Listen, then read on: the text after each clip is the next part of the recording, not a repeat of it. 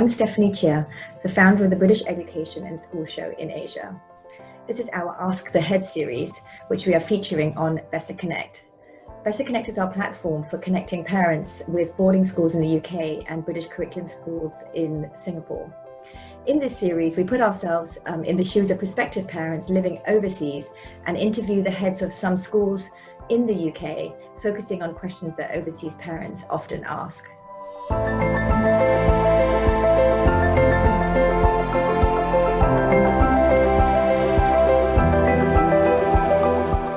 Today, it gives me great pleasure in welcoming John Moore, the warden of Radley College, that is to say the headmaster.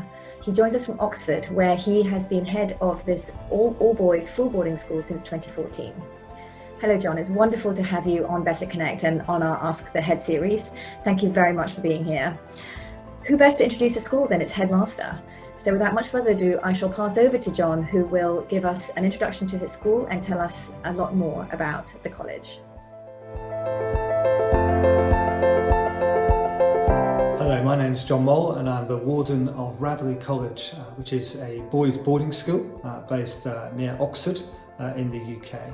We're one of 4 boys-only, all boarding schools in the UK. And I'm very proud to be the warden. Warden is just a Radley word for headmaster, and I'm the 18th warden of a college which has existed on this site since 1847. We're proud of our 170 years of tradition. We're a school that tries to balance the very best of that tradition, but at the same time offering a cutting edge education. 750 boys attend Radley, split into 11 boarding houses. We call those boarding houses socials, and that is to emphasise that sense of community which pervades the college. Almost all our staff live on site. It's very much a campus community, and we benefit from a wonderful site. We're lucky enough to be in what feels like the centre of the English countryside, with an 800-acre estate around us that Radley College owns. We're blessed with amazing facilities, whether it be our own golf course, whether it be state-of-the-art buildings, whether it be high-quality boarding accommodation, a wonderful chapel that we're just extending to fit a slightly expanded school, wonderful playing fields. All our facilities are fantastic, and it's great to be part of that campus community all living together. But at the same time, we're lucky enough to be just 4 miles or so away from one of the premier university cities of the world, a vibrant, exciting city. I'm slightly biased. Oxford was my university, but it's great to have links with the city and with the university, and yet at the same time have that sense of our own space in the middle of the English countryside. We're a school which emphasises all-round excellence. We're selective, but we're not ruthlessly selective. We're seeking to have boys from all sorts of backgrounds and making our priority the bringing out of their potential over the 5 years they're with us. We love our sport, our art, our music, our drama, but we're unashamedly an academic school that seeks to achieve the very best results. But I guess our fundamental aim is to produce young men that will make a difference for good in the world. Whatever they choose to do and wherever they choose to do it, we want Radleyans to be young men who are confident but not arrogant, who are able perhaps to reflect themselves on what they think, that have the strength of character and the values underpinning that character that will enable them to stand up for what is right. But also the skill and the ability to engage with people from all backgrounds and all places as they go out into the world. That's fundamentally the purpose of a Radley College education, but along the way we want them to enjoy their time with us, we want them to benefit from the array of opportunities that we give, and we want them to achieve. We want them to achieve in all areas of college life to the very best of their ability. Thank you, John. Can you tell us how many boys at Radley live overseas and what are some of their backgrounds? It's great to have a number of international students at the school, and we very much welcome boys from all over the world. We have boys coming from various countries in Asia, whether it be mainland China or Hong Kong or Korea or Japan or Thailand or Malaysia or others. But of course we have boys from other parts of the world as well. We love that fact, the fact we've got boys from Zimbabwe, Nigeria, America, Brazil, Russia, Spain, France, Germany, Belgium, Bulgaria, Poland, just to name a few off the top of my head. The number of international students in the school ranges slightly. It's not the be-all and end-all. We don't operate a quota system, but at the same time we're proud of the fact we're an traditional English boarding school, and we believe that's the sort of school that the international students who come to us want. So we think about 10 to 12% is roughly the right percentage of boys coming from international context. So of course that's not always easy to define. We have British students living abroad coming, whose families are abroad coming to study here. We have boys from different racial backgrounds who happen to live in the UK coming to study here. But roughly 10 to 12%, slightly higher in the sixth form, where we welcome about 15 to 20 new boys every year into the school at age 16 to help out a different dimension for those sixth form years. And quite a few of those boys would be from international backgrounds. Does Radley's boarding provision have any weekly or flexi arrangements? What is life in your school like as a boarder? All our boys are boarders, so we have no day students, and that of course makes life easier in the sense that we know where all the boys are here all the time, and that means that the school day is elongated and there is no sense of them and us between the day side and the boarding side. All our staff live on site, and so we very much make the most of that full school day and that full school week in order to make the most of the opportunities we have educationally here. In that sense, we are full boarding, so we don't offer weekly boarding or flexi boarding. All boys are here at the weekend. There is some flexibility around that now and again, but essentially we work on a 3-week rhythm. So we have an exeat weekend once every 3 weeks, and then we have half terms through each term as well. So boys are expected required to have a guardian that they can go for those times, but I think it's really encouraging for international parents to know that we are genuinely a 7-day-a-week school where the majority of the boys, the vast majority of the boys are here all the time at weekends, such that things can happen in a vibrant way, and there's no sense in which the school is closing down and opening up again on a Monday. So as a result of that, life as a boarder is busy, it's full of opportunity. Obviously as boys arrive, we perhaps control their time a little bit more, but as they go up through the school, they get the chance to define their own schedule, decide their own priorities, and as a result develop their own character and personality and focus as they specialise in various ways. But it's a busy place. Perhaps the way I illustrate that is there's so many things going on that sometimes I have to choose between one or the other. The boys have to do the same on occasion, but we make sure that we structure it in such a way that a boy can be involved in music and in sport and in the academics and do well and thrive in all three, and that's the advantage of that boarding environment that we are. Pupils living overseas are often very far away from home. Can you please tell us a little bit about how they are helped to settle into the Radley community?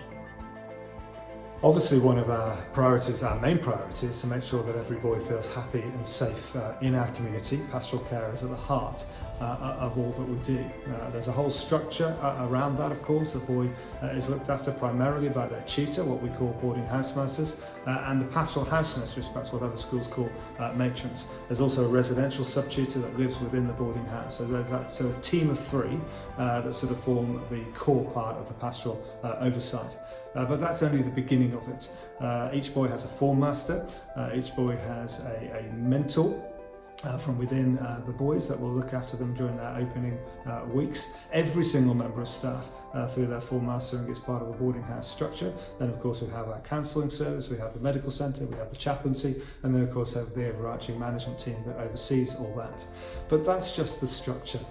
And one of the things I really want to encourage people to think about as they come to schools in the UK is to look beyond the structure sometimes, which is important, and the policies, they matter, but it's about the ethos of the school. And we believe that with 750 boys or so, we can genuinely offer a real individualised care.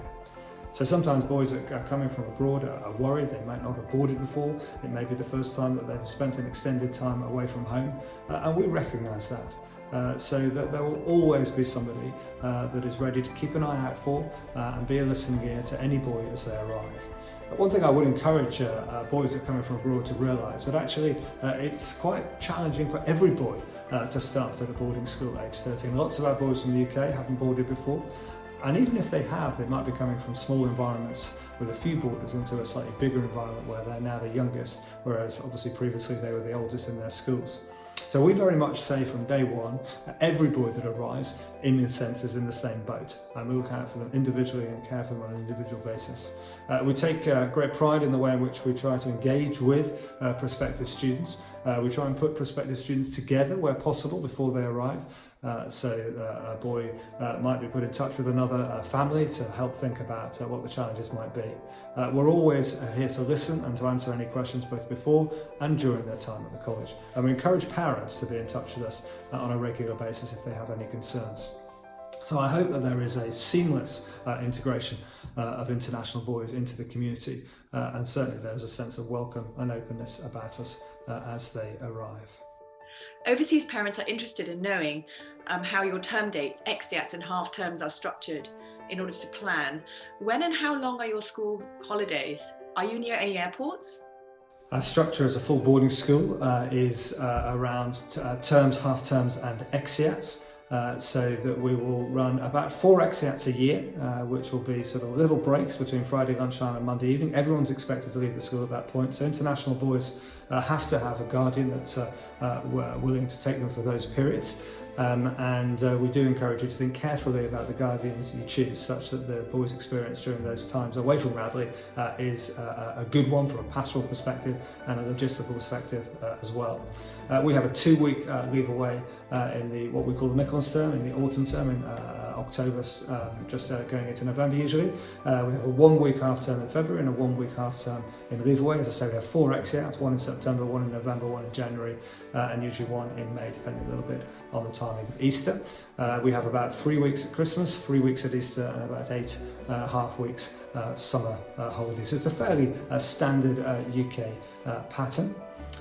We also have an opportunity for boys to have what we call privilege weekends, 1 weekend either side of half term. So some boys will be out on a Saturday night, back on a Sunday evening, and that applies to international students if they've got family members living in the UK as well. But the vast majority of boys are here at the weekend, and therefore it is not a school which separates that sense of the week and the weekend. We are a 7-day-a-week school running as such. And therefore international boys very much feel part of the wider community all the time, as opposed to feeling left behind in the boarding house at a weekend. We're lucky enough to be an hour and a quarter away from Heathrow Airport, so in terms of the travel arrangements, they're very easy, and we're always here to help organise those travel arrangements through taxi services or whatever it might be, working with you as parents to make sure the boys are safe as they arrive in the UK and as they leave to go home at the end of terms.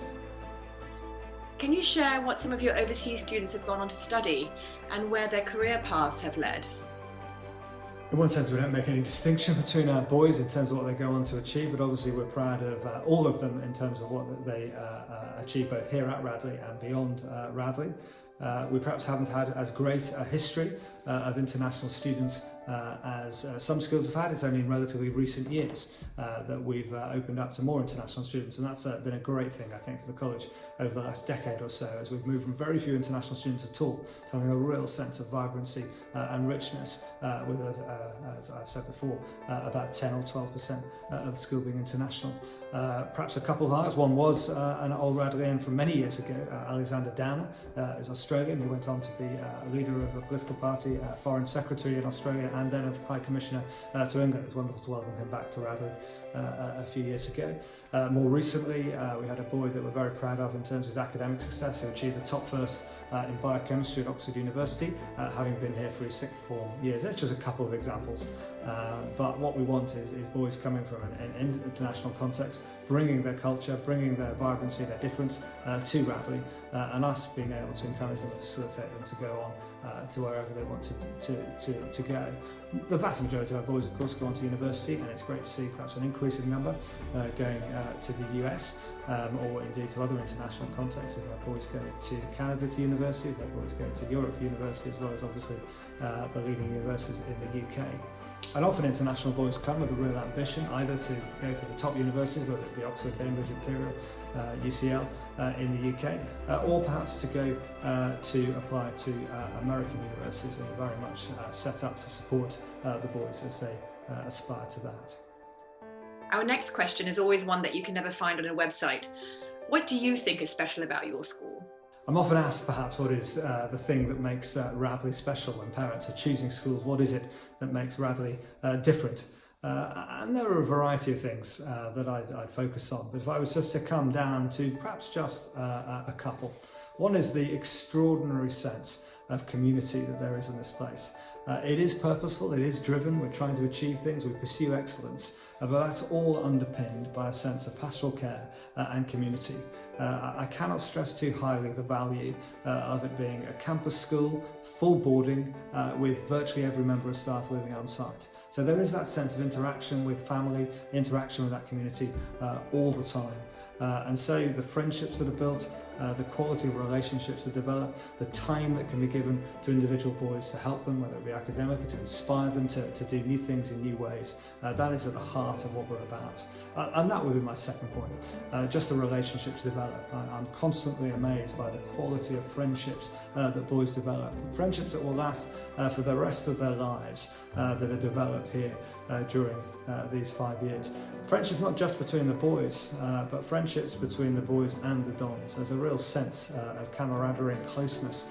Of course, there needs to be a level of respect. Of course, at times boys make mistakes. But the closeness of the boys to the dons, what we call the teachers here, is what makes Radley a very special place.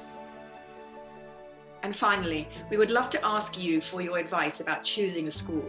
What tips can you give to an overseas parent about how they should choose a school for their child? I know that it's not easy, particularly perhaps when you're unfamiliar with the UK system, or you've got a whole array of schools to choose from as to what you are going to have as that factor that determines which school you go to. If I could just give a couple of pieces of advice. One is to go deep into the website. Don't just take the headlines and the propaganda, but perhaps go deep into the website. It isn't about one major speaker coming, it's how many times do they get speakers in. It isn't just about that one boy's achievement, it's about how many boys have achieved that. It isn't just about whether there's a really good team in a sport, but how many teams are the school putting out. So really take your time to go beyond the headlines. We're very good at propaganda in these schools. Go beyond that to the heart of it. Second thing I'd say is if you can visit the schools, because you then just get a sense of the place.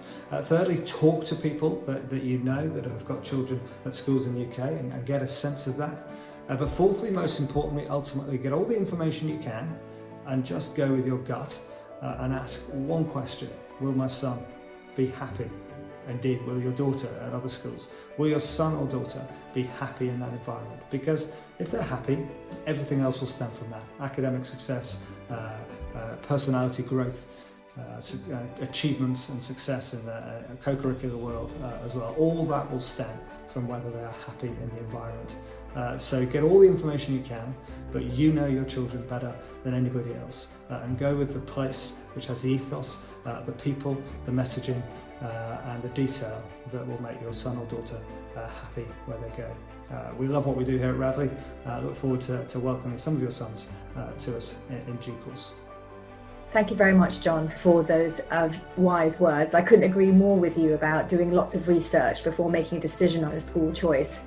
Every school has its own ethos, its own culture, its own strengths, and a parent's instinct about whether their child will fit into a particular school is also important. The admissions process should allow for both the school and the parents to consider a good match. It does take two to tango. Thank you all for joining us today. We hope you've learned something about the college. And if you would like to connect with them, do visit their virtual booth on BESSA Connect and get in touch. See you there.